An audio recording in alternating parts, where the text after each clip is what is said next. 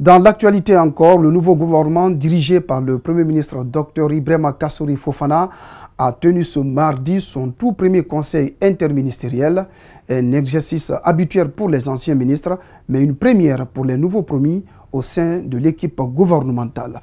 Synthèse de cette session avec ce commentaire de Mamadou Saliouba. C'est le tout premier conseil interministériel du nouveau gouvernement et franchement, aucune information ne filtre. Le nouveau porte-parole du gouvernement.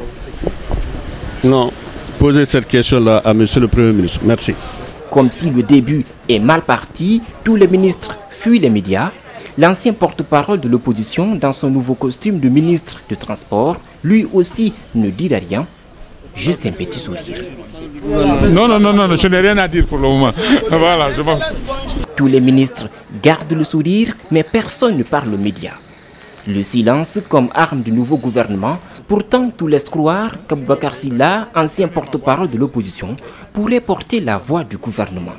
En tout cas, la proposition lui a été faite et des sources crédibles l'ont confirmé. C'est lui qui fuit les médias cet après-midi, a toujours appelé aux manifestations de rue dans le passé. L'INIDH, entendez Institution nationale indépendante des droits humains, a tenu sa première assemblée ordinaire ce mardi au Palais du Peuple. À cette session plénière, il était question de l'élection de 2 commissaires qui vont représenter l'institution à la Cour constitutionnelle, mais aussi de certains sujets concernant son fonctionnement en République de Guinée. Abdourahmane Ba, Ibrahima Souma. Fatoumata Morgan et Dr Abdoulaye Sako sont désormais les 2 commissaires désignés pour représenter l'INIDH à la Cour constitutionnelle. Mais hormis ce sujet à l'ordre du jour, l'institution fait face à plusieurs difficultés pour son bon fonctionnement. L'institution nationale indépendante des droits humains a des problèmes. Elle n'a pas de budget depuis 3 ans. Les membres du bureau de l'institution n'ont pas de salaire.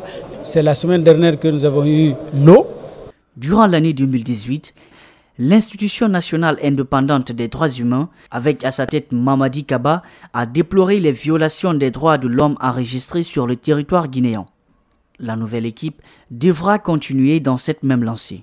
Il y a des problèmes comme des enlèvements, on en a parlé, comme la violation du droit à la vie, on en a parlé, comme la violation du droit à la manifestation, du droit de cortège, du droit de la liberté d'association.